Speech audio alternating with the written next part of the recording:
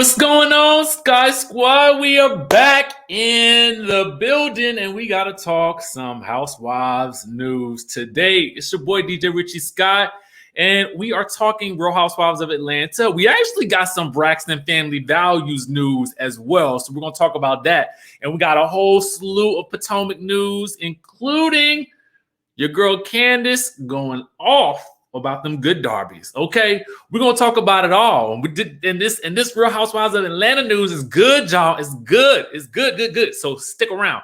Listen, if you haven't subscribed to the channel, make sure you guys hit that subscribe button, hit the notification bell button, join the texting community by texting the number right here, and I will send you a text message as soon as the new video drops. Now, with that being said, let's get into the thing. First things first, up on the docket, we want to talk about your girl Tamar to the Braxton. Okay, now a lot of times on this channel we will talk about, you know, the scandalous news that comes out and that's published, because y'all know that's what I like to do. I like to talk about the news that's published and give my commentary on that. Okay, and then sometimes we talk about the news that's crazy and wild, but sometimes we also got to talk about the good. And right now is one of those times. Okay, so we're going to highlight that because we're going to spread some good energy today.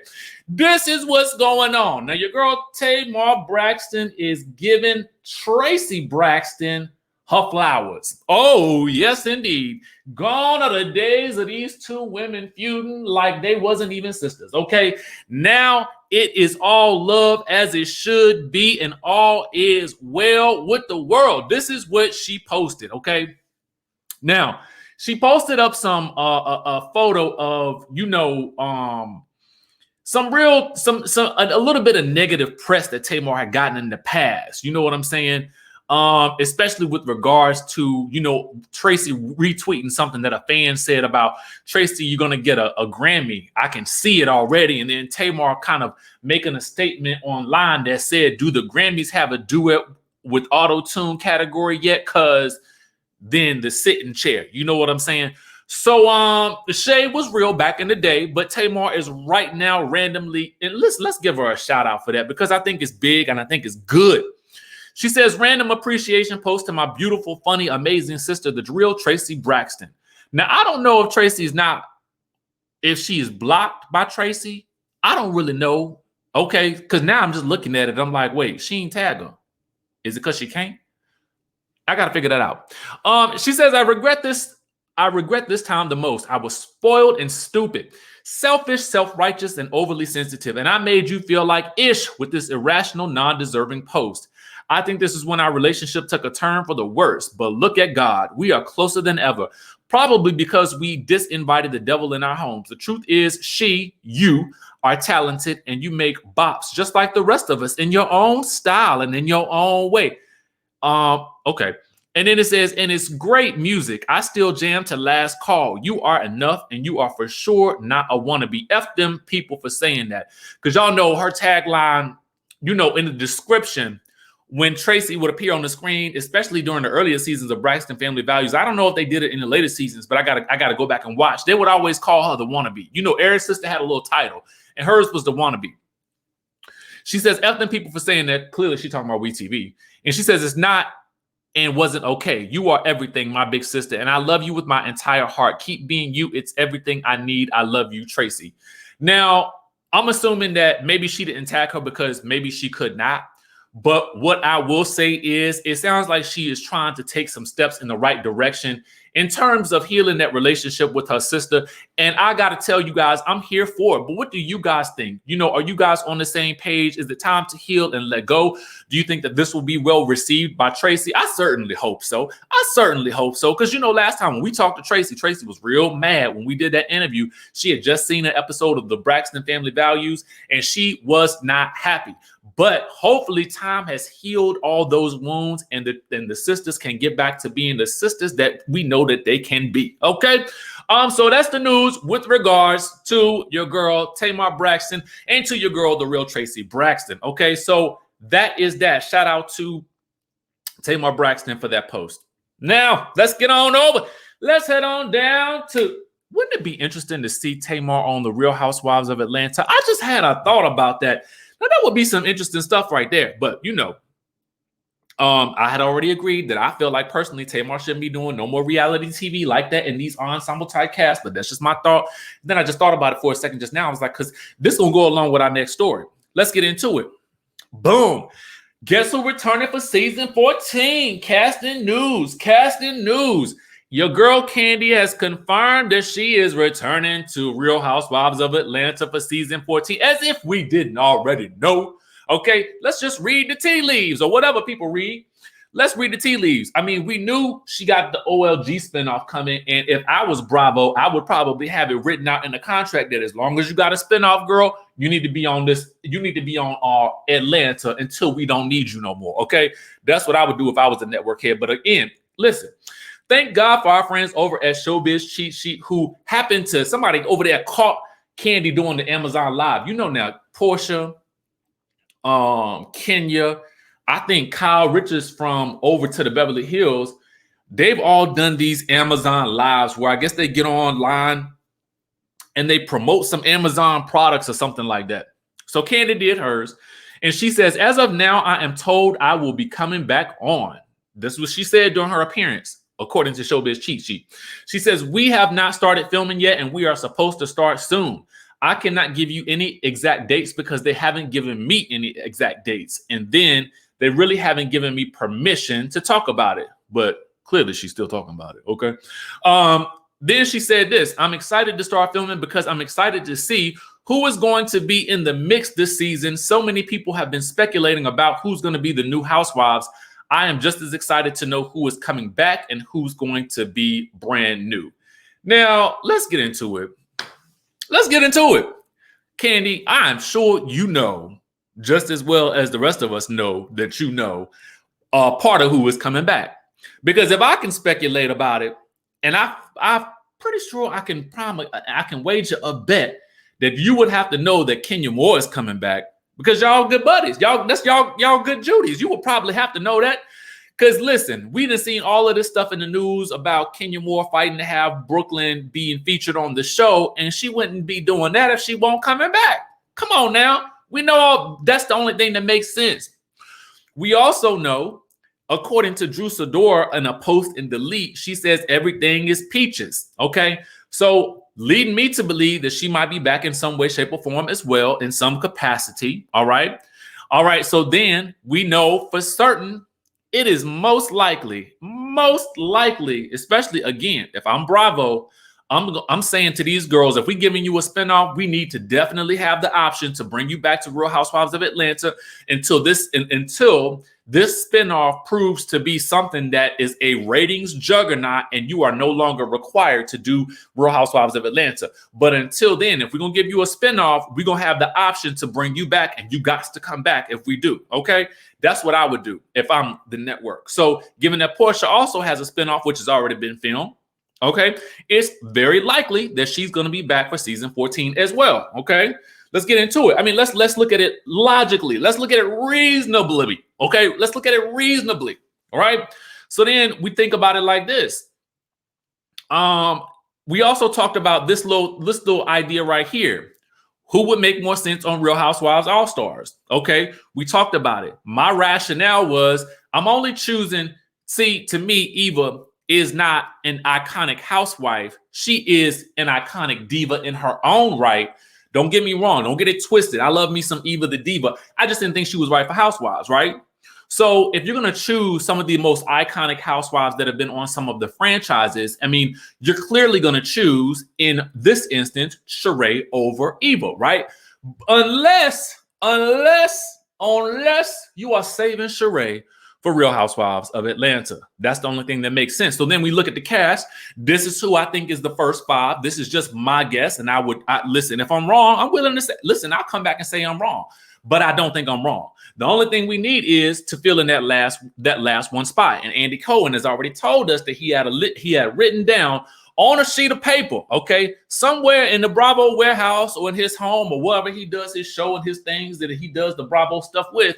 He had on a piece of paper, he did it in an interview with, I think it was Entertainment Tonight or one of them such folks. And he talked about how he had a thing or a piece of paper on his desk or something like that in a notebook that had the names, all the names, okay, of the cast, the 6 women who are cast on the Real Housewives of Atlanta. Now, I don't know who's gonna be a friend or not, but I'm just letting you know, this is what I think. This is my speculation. So welcome back, Candy. We had a feeling you won't gonna go nowhere either, because it really makes sense. You know what I'm saying? You know what I miss about Real Housewives of Atlanta, and I think that they really have this real well done on Potomac, is that, again, that Alexis Carrington versus Dominique Devereaux type of relationship that Karen and Gizelle seem to have. We used to have that, I think, in the dynamic of a trio with Nene Leakes, Sheree Whitfield, and with Kim Zolciak. And I wish we had something like that in Atlanta now, that sort of friendship, frenemy relationship that's actually kind of a joy to watch, the way Sheree, Kim, and Nene used to be. We need that now, and we don't have that in Atlanta. So producers, fix that. Okay, fix it. Let's move on to Potomac, since we're speaking about it. Okay, now I want to bring you guys' attention to a couple of different things. The first thing is, now we done talked about how beautiful we feel like Askale is and how much she deserves to get an intro package. Okay, but now at least we can say for certain that we know Miss Askale Davis has her own confessional look. Oh, yes. And we're going to see it in this coming episode. And that's what we're about to talk about right now. So let's get into it. Let's take it on over, because honestly, if you look on over into the BravoTV.com, which is where you should be getting your Bravo information from all the time, because listen, they give you the inside, okay? They give you an inside scoop into some things that's going on the show that's going to happen in the next couple of episodes, or the next episode, or whatever the case may be. And so I'm going to draw your attention over to it right now.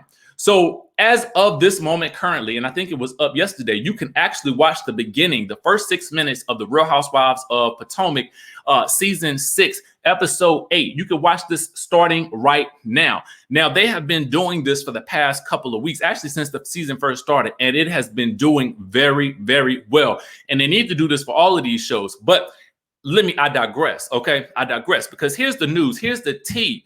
Your girl Gizelle is saying that basically Wendy probably should not be a part of this group if she's going to crumble every time somebody brings something to her about herself or her husband. Now, this is what I got to say about this whole situation, because they recap in the aftermath of, that whole thing.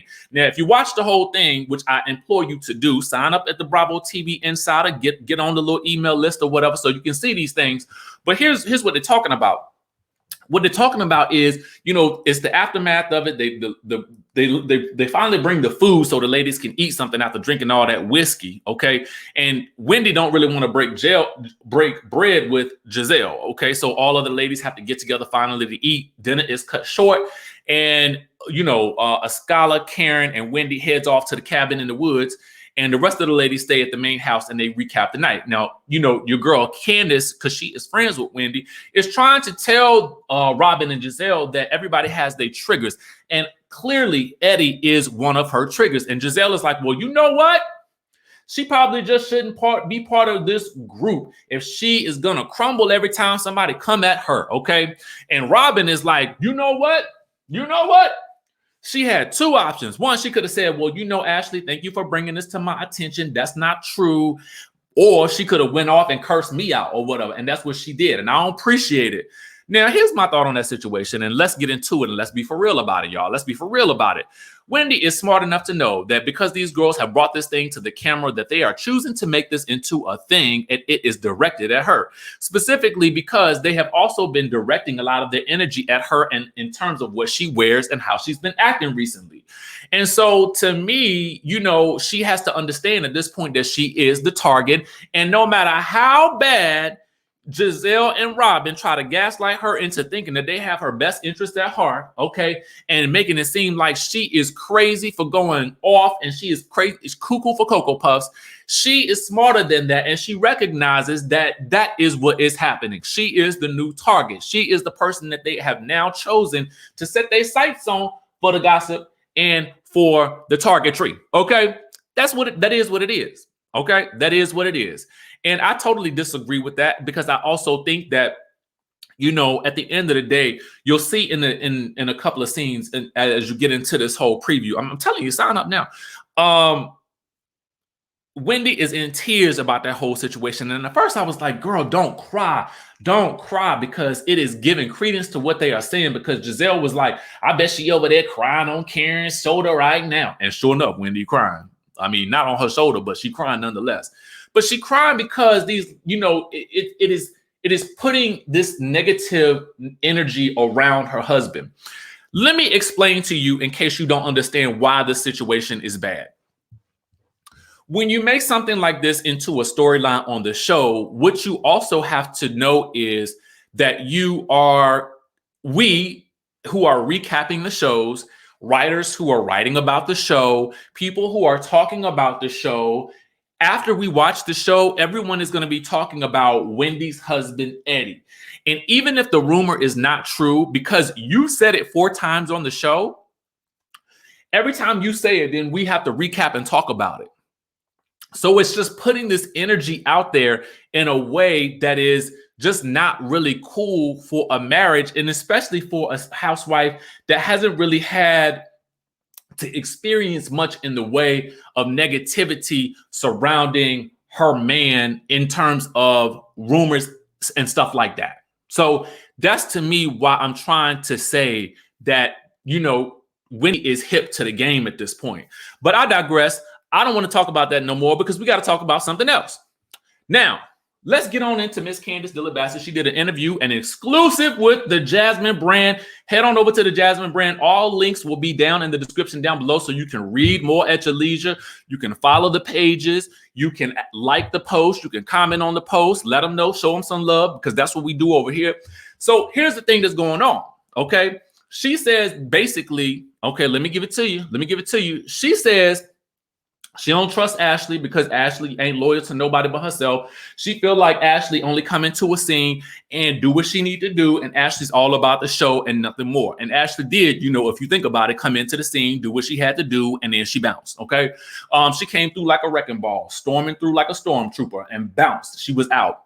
Now, what she says about Michael Darby is this. She says part of the reason why she feel like she can't really get along with Ashley Darby is because she married to Michael Darby. She goes on to say, and I'm paraphrasing, but kind of not, and you guys can watch it for yourself. She basically says, she can't believe that this is the person that Ashley chose to procreate with, and that is who she chooses to be with, because to Candiace, he is a creep and he creeps her out, okay? And then she gives us this bit of information, this little tidbit right here. She basically says there's another situation that's going to come up with Michael Darby later on in the season where he doubles down on something. And I'm wondering what is it exactly? What is Michael doubling down on now? What he done now? Because we ain't got no mid-season trailer yet. And the season, honestly, I feel like is really just starting to heat up. I mean, they've already had craziness on the show that has extended into literally every cast member has been involved in something on this show so far. So what I want to know is what else is going on? What else is he going to do? What is he doubling down on? Is it the whole situation with Robin and Juan from last season where he didn't think that Robin and Juan was going to get married? What else is he doubling down on? You know what I'm saying? Because listen, with Michael Darby, you never know what's about to pop off with him. So to me, I'm ready to see what he about to give us the rest of the season. Chime down in the comment section down below and let me know if you think you know what it is, okay? Because I don't know what it is quite yet, but as soon as we get some more clues, we definitely gonna get into it right here on this channel. Now, with that being said, y'all, listen, I have given it to you. There was so much more news, honestly, that I could have covered today, but I don't really want to make this video extra long. I want you to be able to get this tea and then get on with your business and get on with your life. Do the things that you need to do, be successful and prosper, okay? I want you to do all of that. So I don't want to give you too much. So I'll probably save some for tomorrow. But listen, right now, make sure you guys hit that subscribe button, hit that notification bell button, join the texting community, and y'all know what's up. I'm going to catch you in the next video.